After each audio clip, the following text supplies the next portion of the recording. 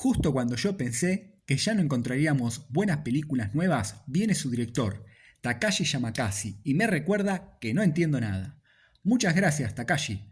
Así es como nos demuestra que es posible hacer un muy buen film con todo lo viejo, con todo lo visto y que ya existe, pero con talento que lo recombina y logra resultados muy satisfactorios, aportando una historia no solo de acción o aventuras, sino de drama en lo social e individual, que enriquece la complejidad de la trama y aporta una mejor experiencia al espectador. Analicemos un poco la peli. Ya la primera escena de la película es esencial y clave para entender el resto. Comencemos con Koichi Shikishima, un piloto kamikaze de la Segunda Guerra Mundial que inventa que su avión tiene defectos porque, lógicamente, no quiere morir. Por eso su jefe lo trata con desprecio, y es el mismo jefe que cuando aparece Godzilla sale corriendo del susto. Siempre lo mismo, son todos valientes hasta que aparece Godzilla. Pero resulta que esto no termina aquí. Este jefe envía al protagonista a subirse al avión para disparar al gigante reptil, porque dice que este es el único que sabe usarla, dado que todos los demás son solo mecánicos.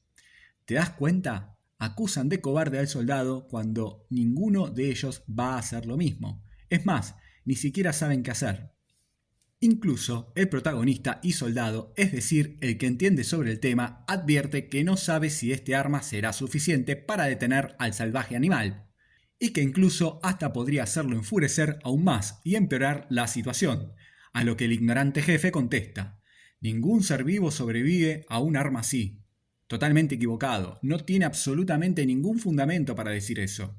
De hecho, vemos posteriormente en la película que Godzilla resistió incluso la sarta de cañonazos de una nave destructor del ejército japonés.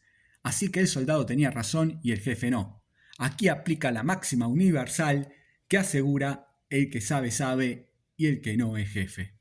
Finalmente, el protagonista se sube al avión y cuando tiene a Godzilla enfrente queda paralizado, creo yo, por un terror natural y no puede disparar. No sé qué harían ustedes si tuviesen a Godzilla enfrente. ¿Dispararían, saldrían corriendo o se quedarían paralizados?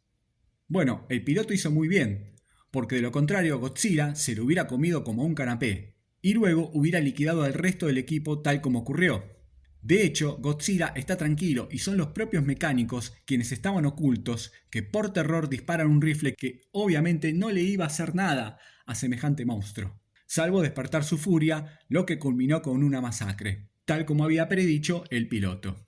Y él, el piloto, no hubiera estado vivo para al final de la película finalmente destruir al monstruo. Estas escenas y secuencias muestran las consecuencias de un mal liderazgo y la forma en que se ejerce el poder. Un líder inepto que toma malas decisiones, que acusa y menosprecia de cobarde a los demás cuando los está enviando a la muerte absurda.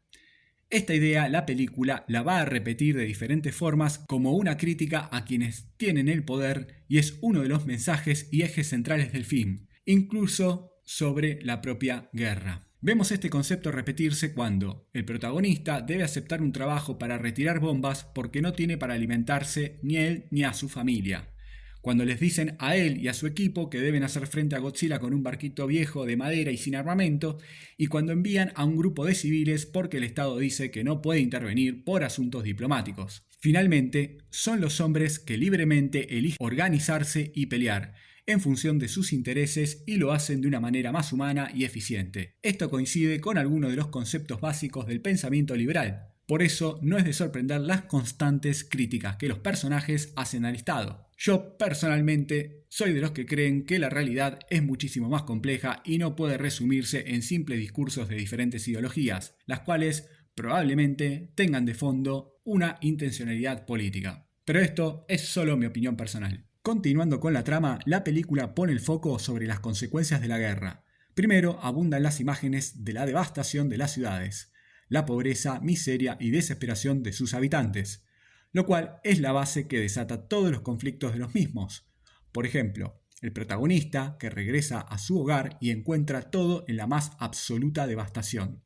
Se entera que sus padres murieron en el fuego y una conocida, que también perdió a sus hijos, lo culpa por no haber cumplido con su misión, lo que refuerza la culpa que siente el piloto por la muerte de sus compañeros, una culpa que según mi parecer no le corresponde. Pero claro, esta buena señora, confundida primero por el dolor y el estado mental en el cual se encuentra, creyó el discurso del político.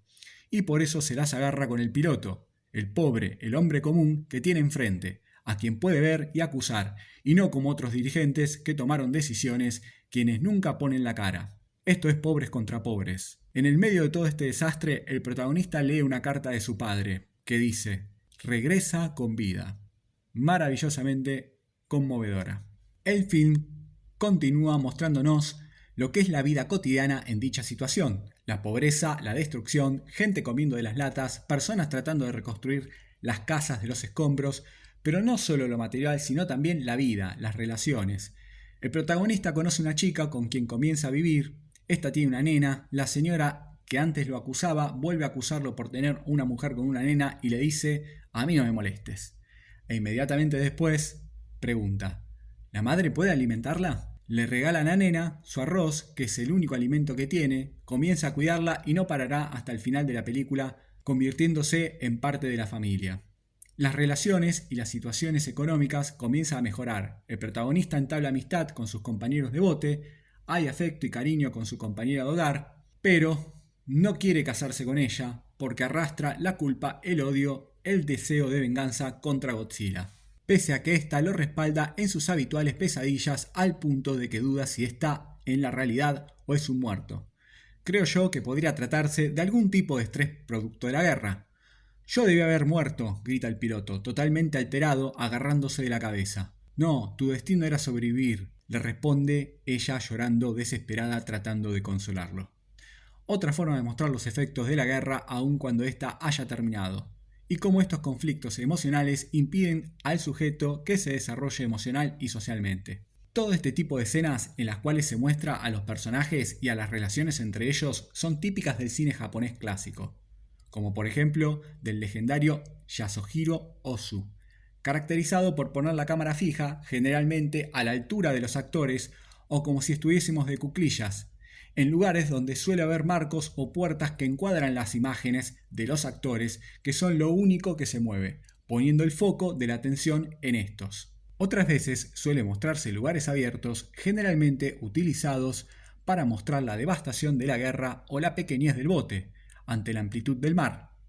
Pero al mismo tiempo utiliza composiciones de imágenes típicas del cine clásico, pero también alterna con nuevas tomas y enfoques. Parece que el director no se encasilla solo en un tipo de toma o plano, utiliza la que mejor cree que conviene para cada escena y secuencia, lo que le da a la película una sensación de variación, de cambio. No nos quedamos viendo siempre el mismo tipo de toma.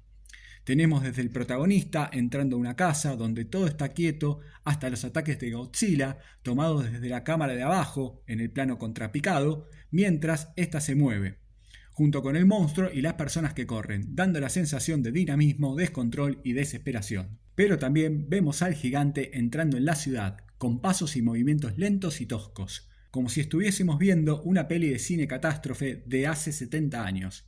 Y aún así queda muy bien.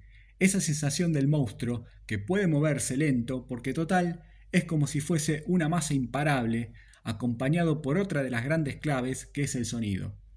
Desde los ambientes silenciosos que sirven para comunicar la soledad, sencillez o reflexión hasta los rugidos de la bestia infernal, o cuando se va encendiendo su cola para lanzar ese rayo destructor acompañados por bandas sonoras que también podrían ser de hace 70 años. Sumando a la excelente fotografía e iluminación junto con ese monstruo que parece ser el resultado de las bombas atómicas, que al igual que la guerra, viene del mar, no hay forma de detenerlo, se regenera aunque lo ataquen y arrasa con todo. Ciudades, hombres, ancianos, mujeres y niños, dejando un tendal de la más absoluta destrucción en la cual las personas quedan dañadas, aun cuando éste se vaya. A propósito, muy linda la crítica a las autoridades japonesas.